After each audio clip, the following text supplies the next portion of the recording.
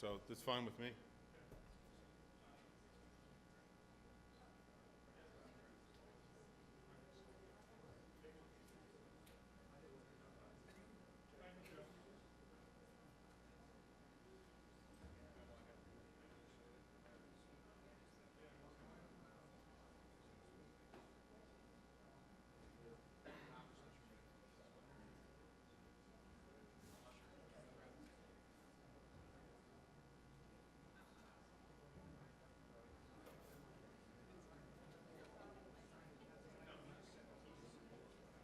Hello, everyone.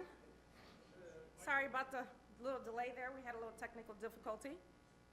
So, on behalf of the Entrepreneurship Club, we would like to extend a warm and hearty welcome and thank you for coming to our esteemed guests, faculty, friends, students.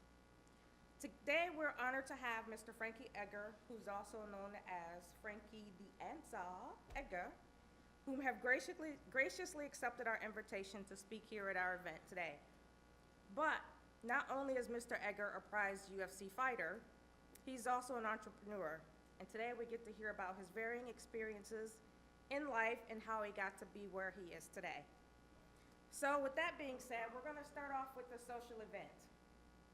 I would like for you to repeat after me. Hi. Hi. How are you?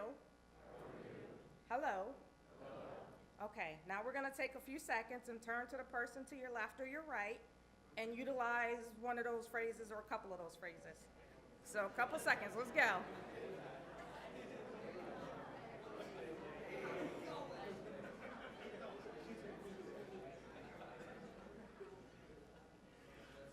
All right, thank you. We also lucky to have our mascots here. We have the Cougar from the Cane side. Oh, wipe out. And we also have the Viking from the Ocean County College. So if we can give them a round of applause.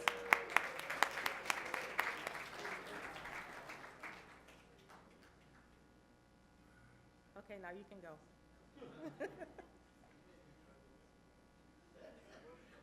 Oh, Cougar, you can't let the Vikings show us out.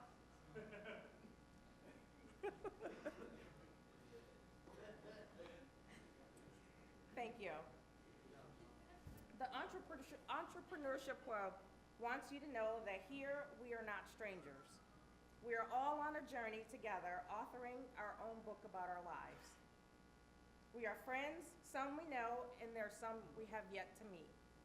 There are trails in our lives that we are yet to adventure on, goals we are to explore, and hopefully for our dreams and or our visions to become true.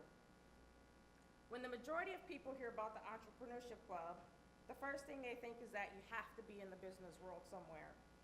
Well, let me tell you that is not at all true. You can really get into the entrepreneurship from whatever field. All you need to have is passion to be driven in your goals in life and have a plan for what it is you would like to do. So come and join us, network, share your visions, ideas, thoughts, and we go from there. We hope that in the near future you will consider joining into our club, stop in for a meeting or two, and perhaps have a good time with us. Come along with us, not just for the journey, but for a ride. So now, I would like to introduce you to our advisors of our club. Mr. Bottomley, Professor Bottomley, can you throw your hand up, please? Everybody, this is Mr. Bottomley. He's our advisor from the Ocean County College side. And now, I would like to introduce you to Dr. Sutt from the Cane Ocean side. He's gonna come up and give us a warm welcome. Dr. Sutt.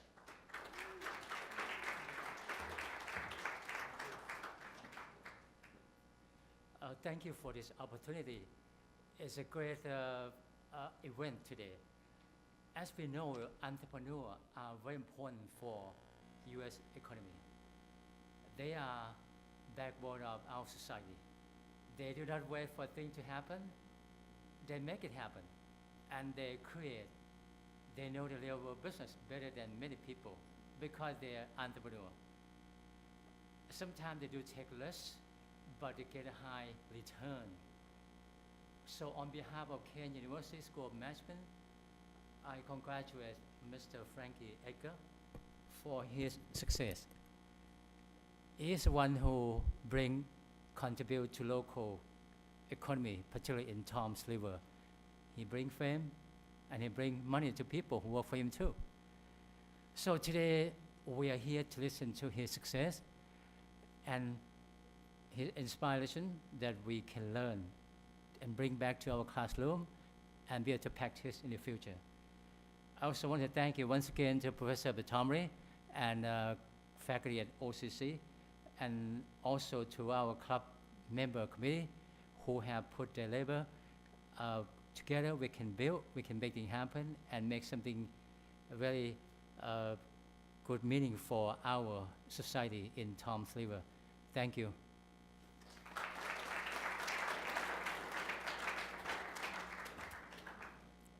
Thank you again, Dr. Sett. We're really lucky and very fortunate to have these two advisors for us. They help mentor us, guide us, and steer us into the directions that we want to go. Today is a day when we get to look at life through the eyes and ears of someone else, to find out and experience what the world is like for them. It's also a day that we have a chance to grow bigger than our differences and to offer to everyone regardless of their historical rights or wrongs. A day that we offer a friendly welcome and an outstretched hand. It is true when it is said that good things come to people who wait. However, better things are for those who choose to do things. If you put in the work, anything is possible. Our forum today is what it takes to make it. One of the things we would like for you to take away from today is this: it doesn't matter how young or how old you may be. If you can dream it, you can imagine it. If you can imagine it, you can do it. If you can do it, you can be it. Prepare yourself and arm yourself with as much knowledge as you can about whatever it is you want to do. Let the world get ready and prepare themselves for people like you with your ideas, your thoughts, your drive, and your visions. The world is yours, so go get it. And now, without any further ado, I would like to present to you all the man, the myth, the legend, our distinguished guest speaker, Mr. Frankie Edgar.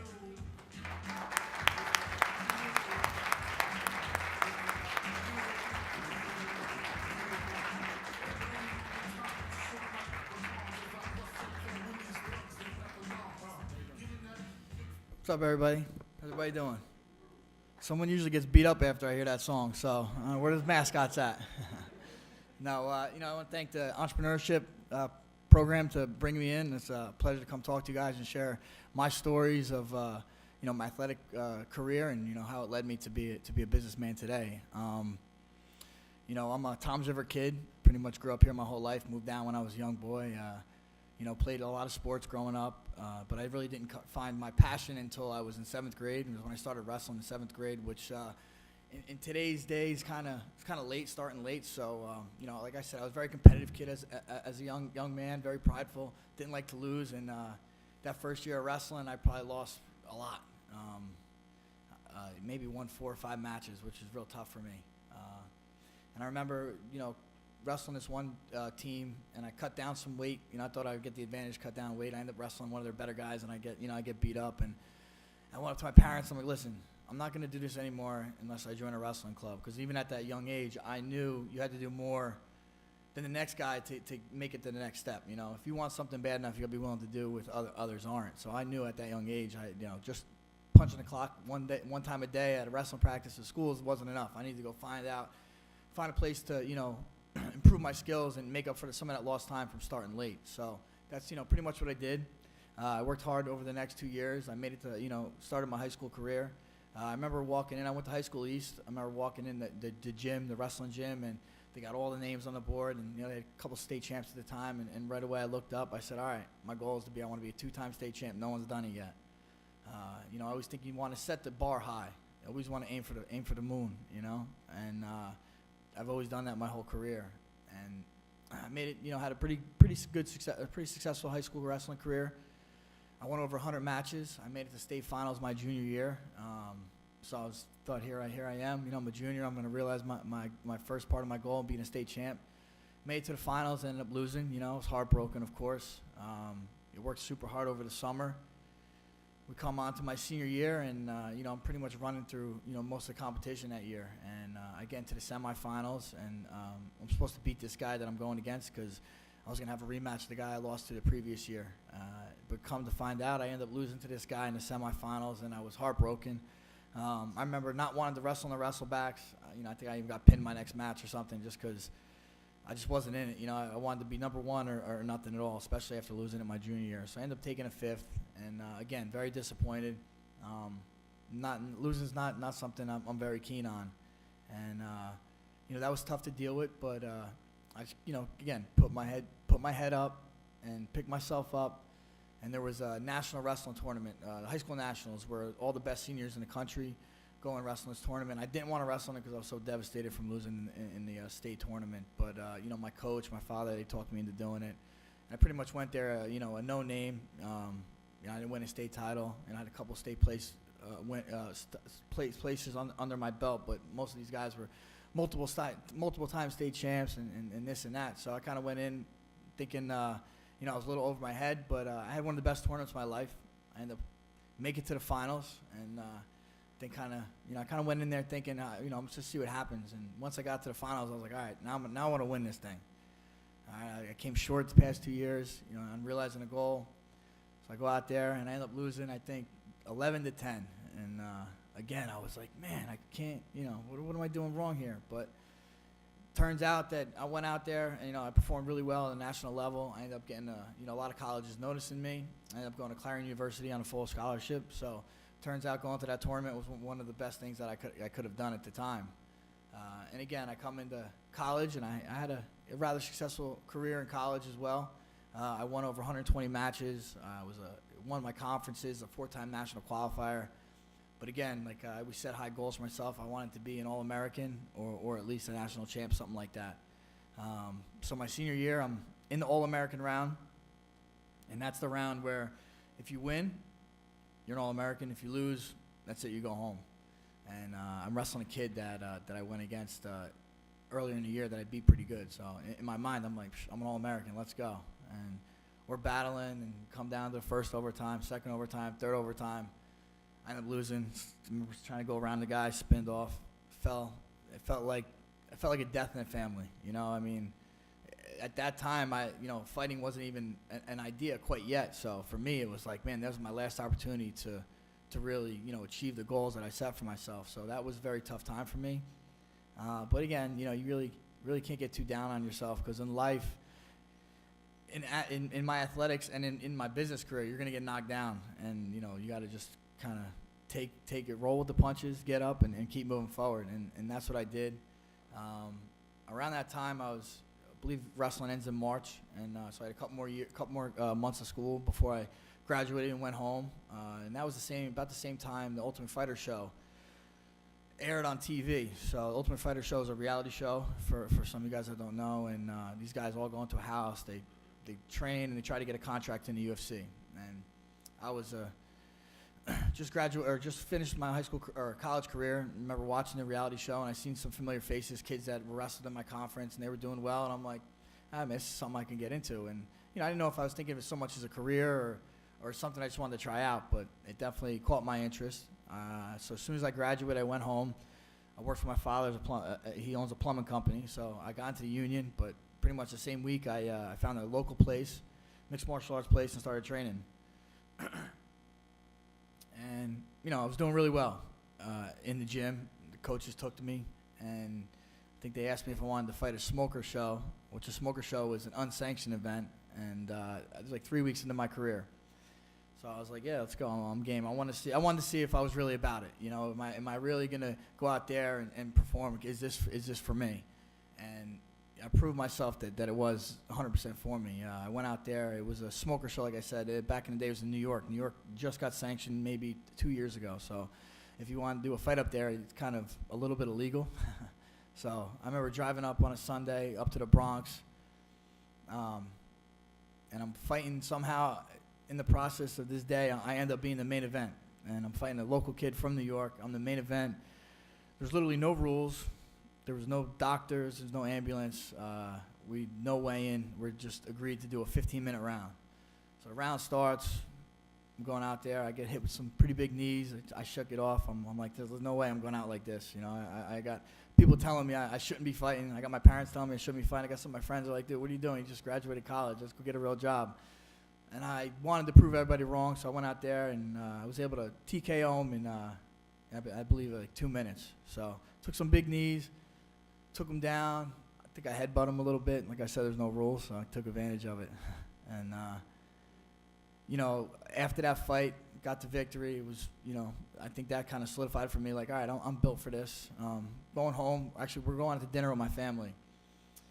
And I'm in the bathroom. I really didn't look like I fought. I kind of looked like this. And I blew my nose was a little bloody, and all of a sudden my face just blew up with air. My eye blew up and everything. And I didn't know what it was. I'm sitting there trying to push the air out of my eye. It's not working out too well. And what happened is I broke my orbital bone and opened up a sinus passage when I blew my nose. That came out. So that first fight I had where I was working pretty much every day as a plumber, I made, I think, $60 for that fight. I walk away with a broken face. So, you know, my parents at that point were like, all right, are you done? Are we done with this? You got a college degree. You're in the union. You just broke your face for $60. What are you doing? But, you know, I'm not going to, I wasn't one to listen to anybody. I wanted to always follow my dreams. And I was pretty persistent to do so. So that's what I did. I ended up getting up to about 5-0 on the local scene, beating some pretty good fighters on, you know, that are local fighters in New Jersey. And come to find out they're doing a season for the 155-pound Ultimate Fighter show. So I tried out for it, and I just was going in there very confident. I'm like, I'm going to get on the show. This is my way to get into UFC. I went down there, and the way that they had it set up back then is you go, you do a minute of pad work, then they pick you. You can do a minute of grappling work, then you advance. I advanced all the way to that and advanced to like the TV producers. And you got to go and kind of show your personality. And, you know, I'm kind of a quiet guy, a little humble, and I guess I really wasn't what they were looking for. So I remember they said they're going to give you a call. I remember flying home thinking, I'm in. I'm going to tell my dad I'm done working. I'm going to do this show for 6 weeks, and I'm in the UFC. But I never got the call. So it was that was kind of heartbreaking, too. And you know, kind of see a theme here. There's a lot of ups and downs in my career. And, you know, I never once said, all right, that's it. I kind of just kept moving forward. And one night I remember coming home from work, sitting down and get a call from my then manager saying, hey, the UFC wants you to fill in for some guy on short notice. Will you take the fight? I'm like, yeah, 100%, let's go. I'll never forget, it was 4 weeks notice, and I actually got a bad sinus infection, probably the worst of my life, for like 2 weeks. I literally trained for 2 weeks for that fight, but there's no way you could say no at that point. I knew the opportunity was in front of me, and I had to make the best of it. And I was pretty much fighting this guy, Tyson Griffin, who was undefeated at the time. I think I was set up more as a, you know, just an opponent for him to get through. So go out there, and I have one of the best fights of the night. Actually, one fight of the night, me and Tyson. I ended up winning a unanimous decision. Got caught in this crazy knee bar, and I wouldn't tap. You know, my knee popped a couple times, so you know, that definitely got me a name a little bit. Everybody's seen the toughness and seen what I was willing to do to get a win. And that was the start of my UFC career, and I was able to put together, I think, a 10-1 record and beat some very, very good competition. I think from 2008 on, I've been ranked in the top, you know, 7, top 5 of the UFC since then. And I got a title fight against BJ Penn at the time, and at the time he was at the apex of the division. I mean, he was running through people, literally knocking people out, licking the blood off his gloves. He was an interesting character, and I was 100% just a set-up opponent for him. I was supposed to go in there and get killed. Everybody thought that. All the media thought that. I mean, I'm sure some of my teammates even thought that. But, you know, the people that really believed in me were the people that mattered, and that's myself, my family, and my teammates. And I went out there, and I guess you could say I was an 8-1 underdog, and I went out to Abu Dhabi in the middle of the desert, and I beat the best lightweight in the world in a 5-round decision. And everybody wanted to call it a fluke. Everyone wanted to say, you know, oh, BJ wasn't on his game, this and that. So I remember coming home from Abu Dhabi and getting a call from Dana White saying, hey, we're going to get a rematch, a couple months. I'm like, all right, let's do it. You know, no question. You know, if you guys didn't think I could do it then, you don't think I could do it now, I'm gonna prove you wrong. And that's exactly what I did. I went out second time, and I beat him worse. I beat him pretty good this time, decisively. I think I blanked him, 5 rounds to 0. The first time I knew I could, I believed I could win, and that's why it was kind of tough. I believed, but believing is the biggest thing. But the second time around, I beat him once. I knew I could, so I went out there, was able to do that, and kind of solidify myself as the best lightweight in the world at the time. And I was able to hold on to that UFC title for 2 years before I think I got hosed on a decision call, but depends who you ask. And since then, I've been down to 145 pounds. I'm currently the #1 contender at 145 pounds, and probably fighting for a title in March, April. So that's where I'm at in my career now. But I mean, if you could see just the theme in my career, there's just ups, there's downs, and you can never let these downs get to you. Renzo Gracie, I don't know if you guys know who the Gracies are, but the family pretty much started mixed martial arts. And Renzo Gracie has a saying, either you win or you learn. There's no win and losing, because when you lose, you learn a lesson. If you don't do anything with that lesson, yeah, that's a loss. But if you do something with that lesson, improve, build your confidence, build anything, your spirit, build your skills, whatever it may be, that's going to really not be too much of a setback. Setbacks make up for comebacks, and that's something I've always been very big on, is never getting too down on yourself, because in athletics and in life, there's going to be ups and downs no matter what, especially in the business world. You guys want to be entrepreneurs, you're going to have to get knocked down a couple times before you can get back on your feet and really get established. Perseverance. Like one of my favorite quotes. The river didn't cut through the rock by strength or power; it did through perseverance. And that's just what I'm all about. I want to persevere, even in my fight style. First round, second round, you might get me, but third, fourth, and fifth, I'm coming, because I'm not going to stop. I'm very persistent. And I think we have a video too. Show a little video, and then I'll kind of go and talk about some of the business side of my career.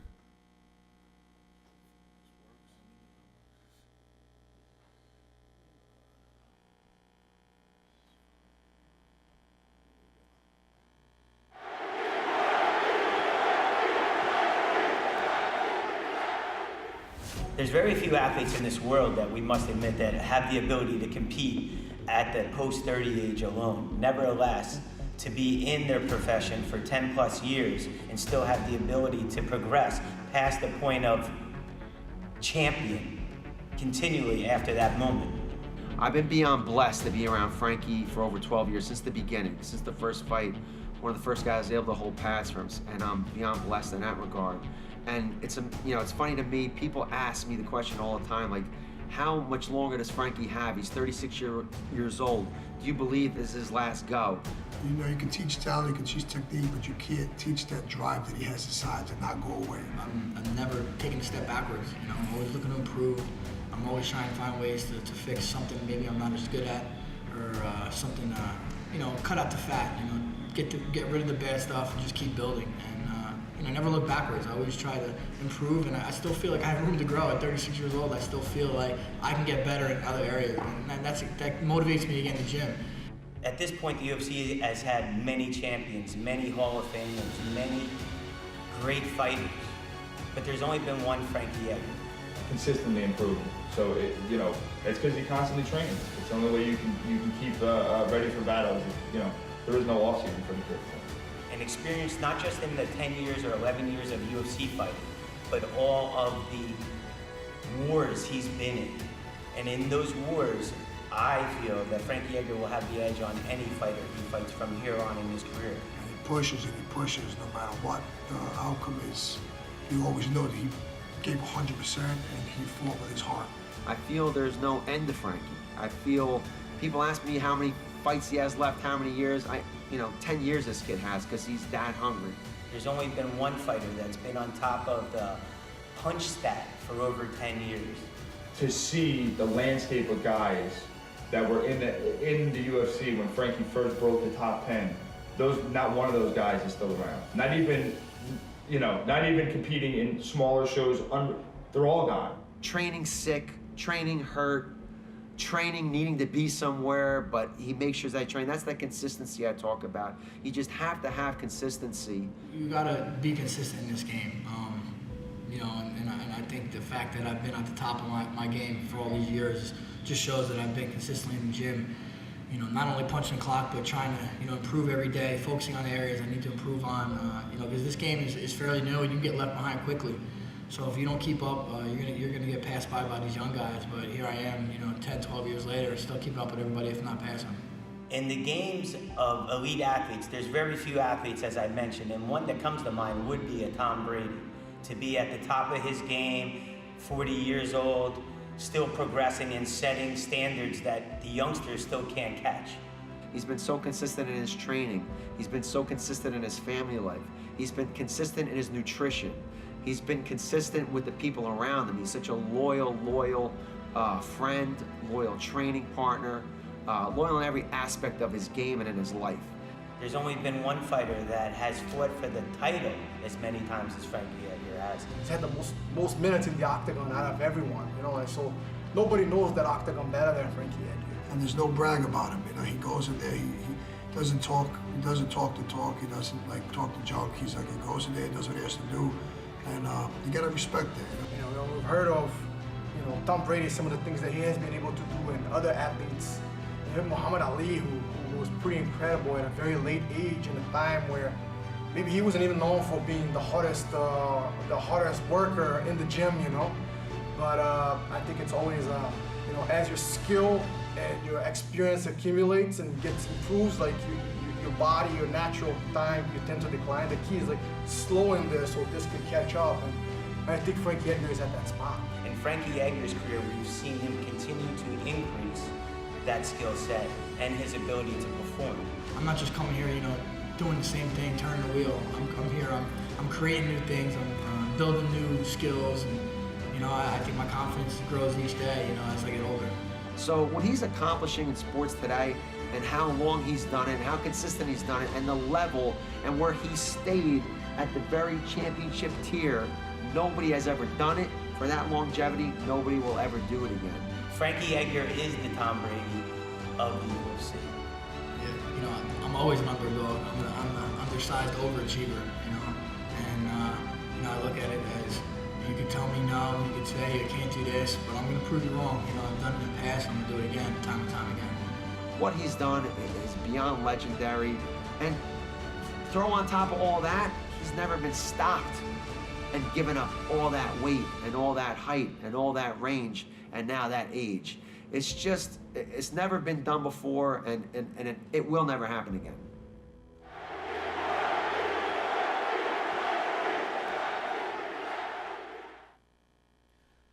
So yeah, got to give it up to my man Joe for the video.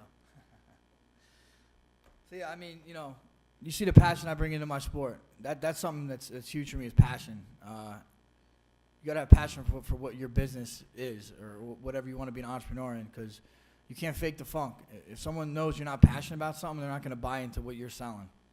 And I try to take the passion I have for fighting and bring it to my business career. You know, I'm still an athlete, and that takes up most of my time. But you know, I'm working towards my business career as we speak. And you know, when I first got into fighting, I was not thinking I'm a businessman at all. If anything, I was the opposite of it. I'm kind of a purist, and I'm like, I don't want to do a business. I want to just fight. I want to train and fight. And that kind of cost me some learning experiences throughout it, because I kind of, you know, when I first started locally, like, you know, my first turn pro before I was in the UFC, I wasn't making much money. I was still working as a plumber and as a wrestling coach, and I was fighting on the side. I really didn't know what was going to come of UFC, if I was going to get in. I think even at the time, there wasn't even a 155-pound division when I started. So I was just fighting for the joy of it. And I signed a contract with a manager because I didn't care, because I really wasn't making money. And that cost me some money once I did get into the UFC, because I realized, you know, I wasn't entrusting in the right people. And, you know, you got to learn those experiences. Sometimes they can be painful experiences or expensive experiences. And, you know, now I look back, I wish that I did look at it more as a business early on, because I think I'd be even a little more ahead of I am today. But sometimes those learning experiences do get you where you are. And so I'm in my 13th year as a pro.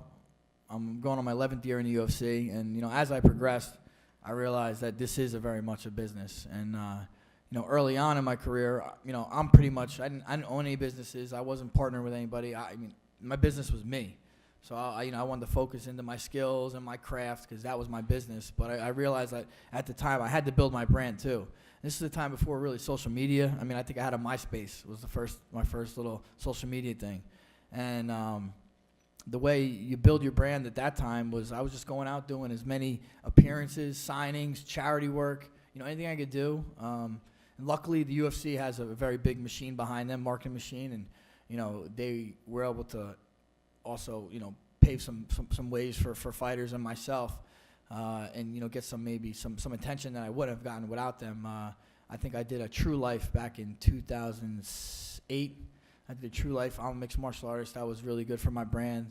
Got on that MTV network, I guess you could say.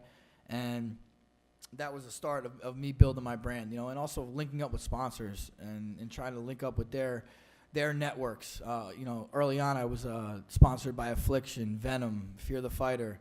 That's all stuff that kind of helps too as a fighter for, supplemental income. These guys sponsor you, help you get through training camps and whatnot. But then, I'm in this fight game, and it's a young man's sport for sure. And eventually it's gonna lead to, you can't fight forever. I'm gonna try to do it as long as I can right now because I feel good and all that. But I know it's not gonna last forever. So this is when probably a couple years ago I realized, all right, I need to start setting myself up for the future. Mixed martial artists, we do okay. We're not like other professional athletes where I'm banking up all this money, and when I'm done, I could kind of just sit on my hump and just enjoy my earnings. So I know I gotta kind of come up with a plan for when I'm done fighting, and that's what I've been doing these past few years. And right now I'm associated with several brands and several gyms. I own a UFC gym in North Brunswick. That's a 26,000 square foot facility, and it has everything from boxing, Muay Thai, wrestling, jiu-jitsu, but it's also a full fitness facility with all treadmills, bikes, and whatnot. And that's in North Brunswick right now. I'm on about a year and a half open there. I own a wrestling school in Toms River, New Jersey with a couple buddies of mine. I have about probably 200 students that come to that. I started the Iron Army nutritional company with a couple partners of mine, and that was just a perfect fit for me, nutrition, fitness, like everything. All the businesses I have opened have to do with what I've been doing my whole life. I'm not going to sit there and try to start a long cutting company if I'm fighting. I'm going to kind of try to keep it in my wheelhouse. So the nutritional company was really smart for me, especially if you follow UFC. We just got USADA, which is the United States Anti-Doping Agency. They're a big part of us and testing everybody. And you see a lot of guys popping positive for illegal substances, and everyone wants to blame their supplements. So I teamed up with a group of people, and I decided to make a supplement that is done at a facility that doesn't allow banned substances in the building. So kind of take the guesswork out. I know when I'm taking my supplements, I don't have to worry about, am I going to, piss hot because there's something in here that shouldn't be. So this has been going really well. We have one product now. We're going to probably release 2 more products in January, and then 2 more after that in the second quarter. I also own a piece of a sports apparel company called Move Sportswear. That's in the budding stages. And then I'm also part of Drink H2 Bro. It's, if you guys hear Eat Clean Bro, he's a local businessman around the area. And I do a bunch of that stuff too. And again, the people I linked up with are good people. They're people I believe in, people that kind of share the same values as me. I think that's important. And then on top of that, for me, you got to put yourself out there. The more you put yourself out there, the better. For my brand, for myself, for your career, you got to put yourself out there, and that's what I'm constantly doing. I'm always trying to challenge myself. I've done speaking engagements like this before. I spoke to the Jets on 2 occasions. I spoke to the Rutgers football team. I spoke to my high school. I believe I spoke to a Fortune 500 company, and it's not something that I never thought I'd do. I was the kid that hated getting in front of the classroom talking to everybody, but If you're what you're doing doesn't make you nervous, you're not reaching enough. You know, you should be scared of what you're trying to bring on, because that means you're reaching for the goals and you're setting your high goals, and that's what I do. I was nervous coming out here. I felt like I was getting ready for a fight to come out here and talk to you guys. I do commentary work, analyst work. I've done work for Fox. I've done work for ESPN. I've done commentary for a Brave promotion, which is another mixed martial arts promotion that takes place in the Middle East. You know, I'm always out there coaching my teammates, cornering them, you know, and trying to get in the media as much as I can, because all that stuff just helps build a brand, make you more noticeable, you know. In this world of social media, sometimes it's, you know, news comes and goes so fast. It's, you know, what's hot now. And if you don't speak up, you're going to get left behind. People forget about you. In my sport especially, you know, in baseball, you have a season. There's no season in my sport. It goes all year round. And there's fights every weekend now. Like back when I first started, you fight, you know, one weekend in October. There's not another fight till November. So you fight, you're the best fight of the night. People are talking about you for a month. Now there's fights every weekend. You fight a great fight, everyone's talking about it. Next weekend, someone else fights a great fight. So you got to kind of strike while the iron's hot. While the iron's hot. And the more you can get yourself out there, the more you can push your brand. That's all going to help for whatever entrepreneurship you have in mind. Questions? Don't be shy.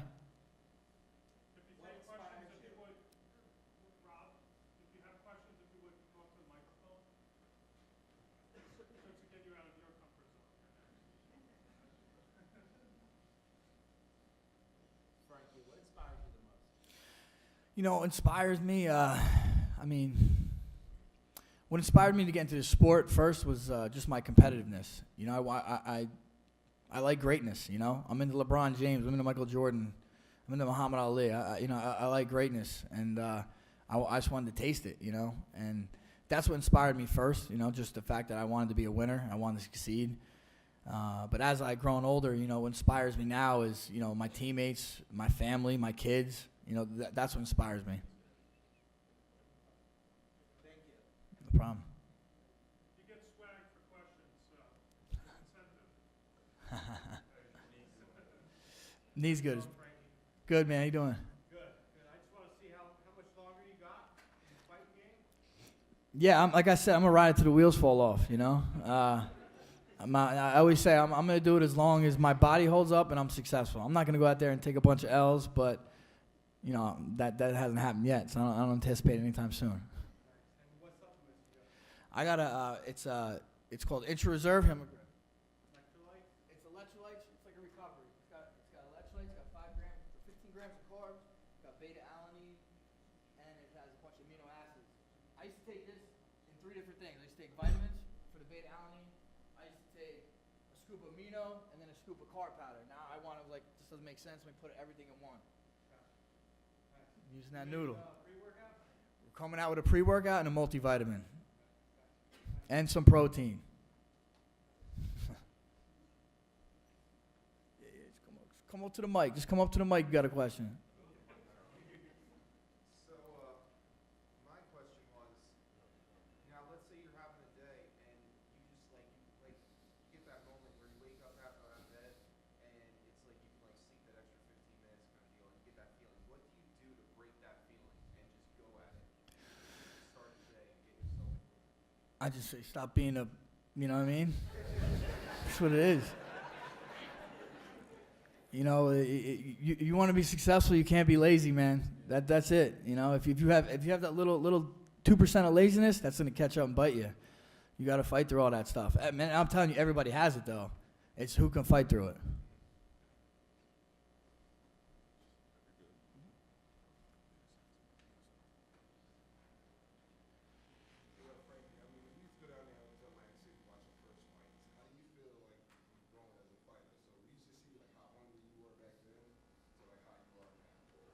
Yeah, I mean, to me, I'm the same person, you know, just a lot better than I was back then, you know. And yeah, no, I know. It was fun fighting locally, you know, and now I'm fighting all over the world. I mean, I fought in the Philippines, I fought in Abu Dhabi, Japan. it's wild. I sometimes still pinch myself that I get to live a dream. You know, I'm living a dream, man. I grew up watching Rocky and Bloodsport and all this stuff, and I'm actually doing it. Thank you. What's like the mindset? You know, how do you psych yourself up? How do you get into the head of Frankie Edgar before a fight or before like anything super huge? Yeah, I just try to focus on as far as fights go. I just focus on my skills and know that I prepared. You know, like fighting is a sport that'll there was a saying I'm trying to remember, but it'll snitch on you. Fighting will snitch on you. You know, if you don't work out, you don't do everything, it's gonna show. It's gonna show in your fight. You can't fake it. You know, so you got to put the work in. You got to do all the skill work. You got to do the conditioning. You got to listen to your coaches, and that's what I focus on. I focus on the fact that I put in a great camp. I know I prepared correctly, and I know I believe in my coaches, and that's all I worry about. Got it. My question for you, Frankie, is you know what it's like to be a guy that has 3 jobs and 2 kids and attends this community college. You know, on Saturday night, all I get to do is watch the fight, and you kick somebody's ass and you shout us out at Tom's River. You know what that's like? Man, I tell you. It's like this. Yeah, I'm proud. I'm proud to be from TR. I'm gonna represent TR to the fullest always. Thank you.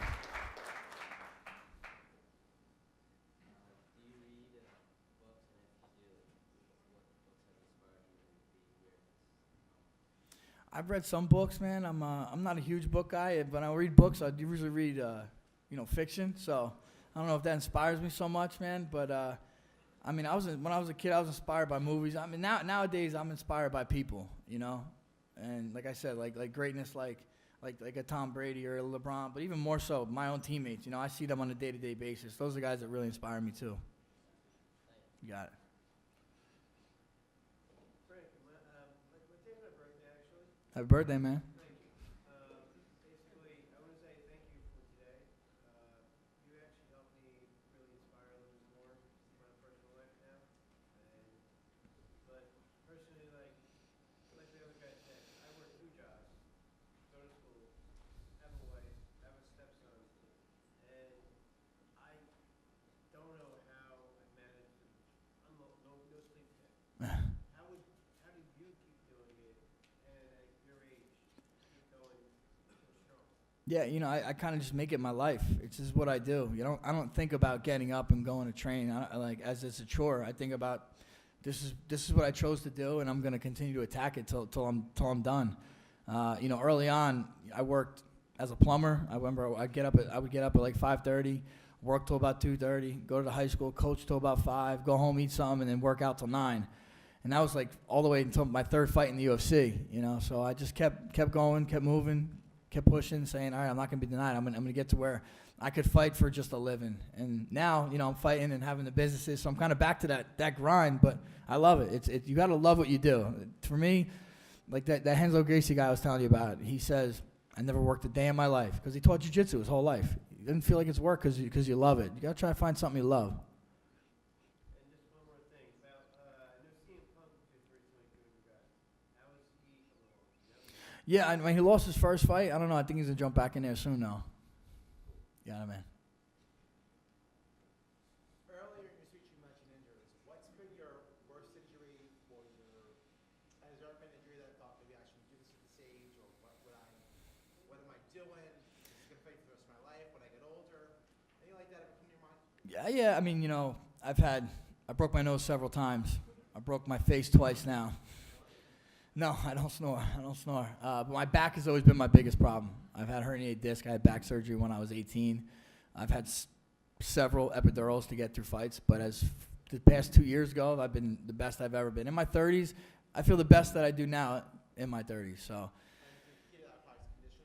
I think conditioning and treatment and, you know, taking care of my body. As I got older, I realized nutrition is a lot more important and, you know, rest and all that stuff. You know, like I said in that video, you know, I try to cut out the fat. You know, sometimes you got to find out the stuff that's maybe you think's working for you, but actually it's hindering you. And you know, and it's tough to find those things. Sometimes it takes just time and experience. And through that experience, I think I've found a good route for my body. Got it.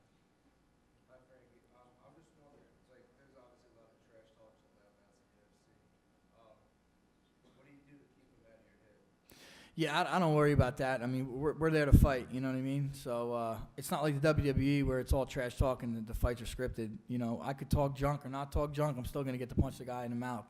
And, you know, I was just never one to really talk. I'm always, you know, if someone says something about me, for sure I'm going to address it. But I'm not one to sit there and stroke myself and, you know, say I'm the man and this guy's a punk or anything like that. You know, growing up, something that stuck with me when I was a kid, my father always used to say is, you know, you got to worry about the loudmouth, worry about the quiet one. He's the one you got to worry about. Yeah. Hey Frankie, what do you think are the most important skills from your athletic career that you transitioned to your business career? Yeah, you know, what I would tell any of my fighters, any of my wrestlers is the same thing I would tell any business person. You know, it's hard work is the simplest thing. You got to put in time, you got to be willing to sacrifice, and you got to be disciplined. You know, if you don't have those attributes, you're probably not going to do it. You know, I know a lot of people, they come from like the wrestling background and they're a little lazy in wrestling and they think, oh, I'm gonna fight MMA. I'm like, nah, it don't work like that. You know, if you're lazy in one aspect of your life, you're gonna be lazy in another aspect. So if you think, you know, your house is a mess and this and that, and you're gonna go and make a career where you need to be tidy and organized, you're probably not. You know, you gotta live that way every day in every aspect of your life. Got it. I was just wondering, after a fight, like, what do your kids usually say after you have like marks on your face? Yeah, you know what's crazy is my kids don't say anything. I come home looking pretty banged up a few times and nothing. So, I mean, I guess they love me.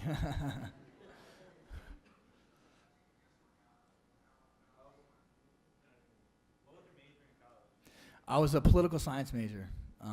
At one point in my college career, I thought I wanted to possibly be a lawyer or a cop. We didn't have either of those at my college, so I figured kind of middle of the road political science. You got it.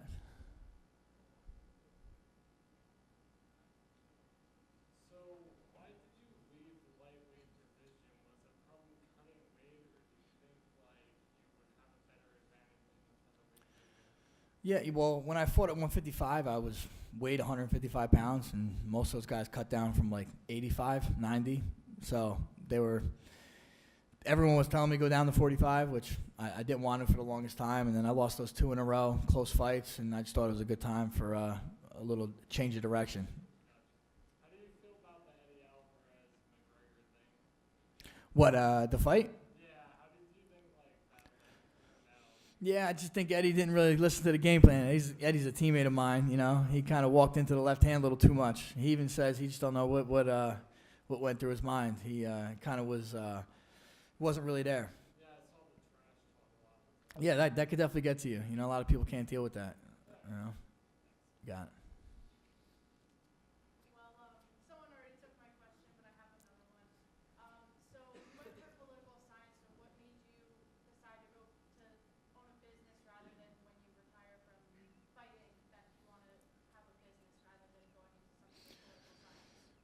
Because, you know, I mean, like I said, I did work as a plumber. I substitute teached for a little bit in those years, too. And I realized that I want to be my own boss, you know. And I kind of set myself up through my athletic career to get into these business ventures where maybe if I was a plumber or something else, I wouldn't have that opportunity. So when the opportunity presents itself, you got to strike while the iron's hot. And that's kind of what I've been doing, you know, using my brand and the UFC brand to kind of promote my businesses. Got it. Gray Maynard, round 1. You got smoked. What did you do between rounds 1 and round 2? Turn that fight around. Yeah, I wish I could tell you. I don't remember. There's 3 fights I really don't remember, and that's one of them. And but you know, going back, looking at it, I listened to my coaches. I believed in the people that I put there to believe in. No, I just listened to my coach. He said, "Hey, circle left, man. You gotta stop circling to that right hand, or you know, vice versa." I don't really exactly remember, like I said, but I know I was kind of on autopilot, but I was listening to my coach. I heard the stuff they were calling, and I was doing it. And to me, that's you gotta believe in the people around you. You know, you put people there for a reason, especially in fighting, and even in the business world. You're gonna have teammates or employees, and that you put there for a reason, and you want to believe in them because you put them there. I mean, it doesn't make sense to put, you know, I'm not going to put someone in the corner and not listen to them because that don't make any sense. Thank you. All right, I just have a quick question. So you said you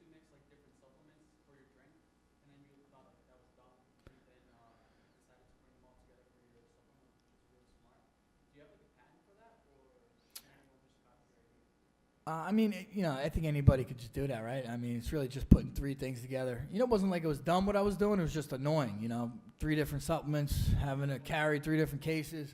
So this just made it much more convenient for me. No, I mean, no patent. And just another quick question. So you said you're going to come out with a pre-workout. Is every pre-workout the same? Do they just market it different? No, pre-workouts are all different. Some of them have stuff you don't want to take. And we're going to come out with something that's more curtailed toward an athlete instead of just a bodybuilder. Thank you. Hello, Frankie. Congrats on your whole career. As one of the greatest of all time in the UFC, when you take a step back, how do you look at your legacy and what you've built, what you take away from it? And how has patience been important to you throughout your whole career? And what is your end goal, what you want your legacy to ultimately be when you finish the whole fight game and continue with your whole team and your business? I try not to look back yet. I think I'm still trying to look ahead. And, I realize I've definitely done some good things in my career, and I do have a legacy behind me, but I don't want to focus on what I've done. I want to focus on what I'm trying to achieve. But, again, you can't deny that I've done some good things in my career, and I'm very proud of that, And I guess the legacy I would leave for my kids is just that I never quit, Just like you said, like there's going to be some down times, and, you heard my story. I've lost a lot, and that enabled me to win when it mattered. And you just can't quit, can't give up. And that's kind of what I want to teach my kids. Like, no matter, I love that everyone says I'm the little guy when I fight, because, my kids are little dudes, and I tell them, you could be the little guy and still be the best. It doesn't matter, and the little guy in business and still be the best. Or the guy that's little, I call myself the undersized overachiever, and that's how you want to be. That's how I want to attack everything. You got it. Frankie, you mentioned several times that in the course of your transition to being an entrepreneur, you mentioned personal branding. Here at OCC, we teach personal branding and specifically logo development.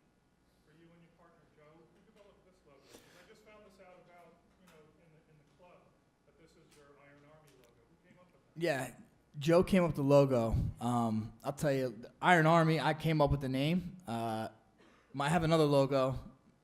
FE is the periodic table. So I put that as, it says FE, Frankie Edgar on top. It looks like the periodic table. FE is iron. So I started calling my team the Iron Army. And we kind of just transitioned to this. But Joe created the logo, which is, very military type logo, and kind of fits perfect with Iron Army.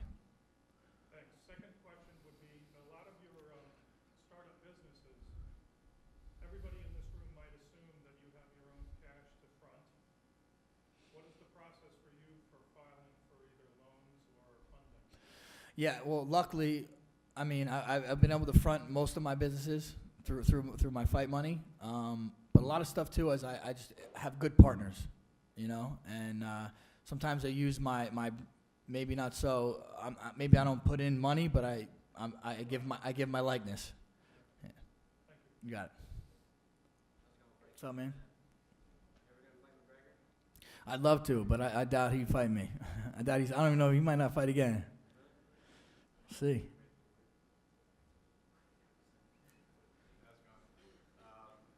you think you match up with Holloway, considering you fought Aldo twice and lost, and you fought Aldo twice and beat him pretty decisively?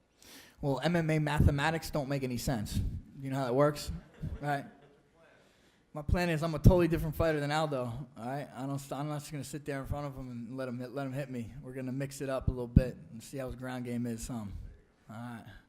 And secondly, my wife told me she saw you when she was sitting next to you on physical therapy before your Yair fight, and I said I don't believe her. So do you take PT at the Route 9 Atlanta? I do. I get stretched, not because I'm hurt, but yeah, she's not lying.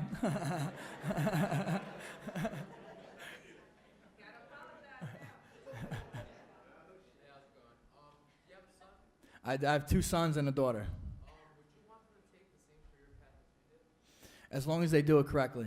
I have one son that wrestles. My other one's not really into wrestling that much. He's definitely got the fighter in him, but, he's got to do it 100% or not at all. And I mean 100%, he says take it seriously. Fighting's not a hobby. You could definitely hit pads and do jiu-jitsu and wrestle, but going in there and getting punched in the face is not something you want to be as a hobby. You want it to be something you're serious about. You got it. What's it like dealing with Dana White and all the front office guys about like the fights and like how business?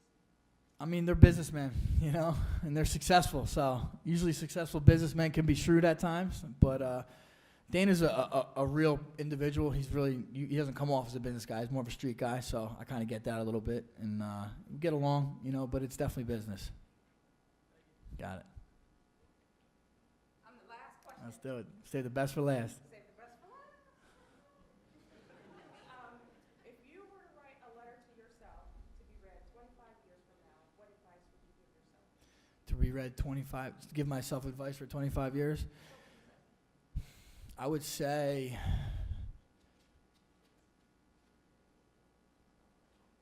enjoy life. And 25 years from now, I want to make sure I'm enjoying life and not stressing. I think a lot of people just stress over and don't enjoy.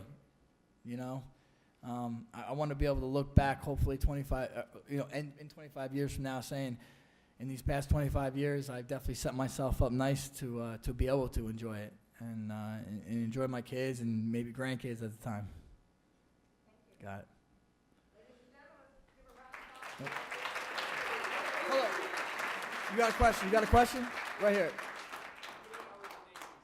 How many hours a day?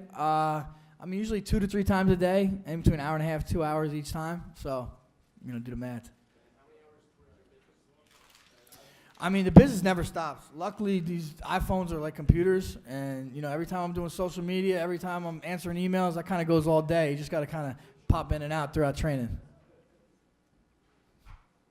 there was one person in the entire world, alive or dead, that you could step to for you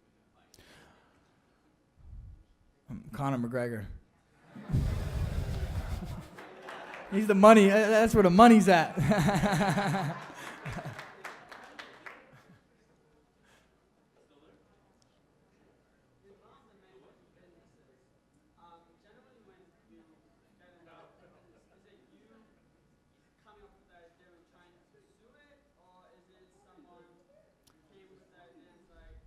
So, sometimes both, with the Iron Army, it was kind of collectively, with my team.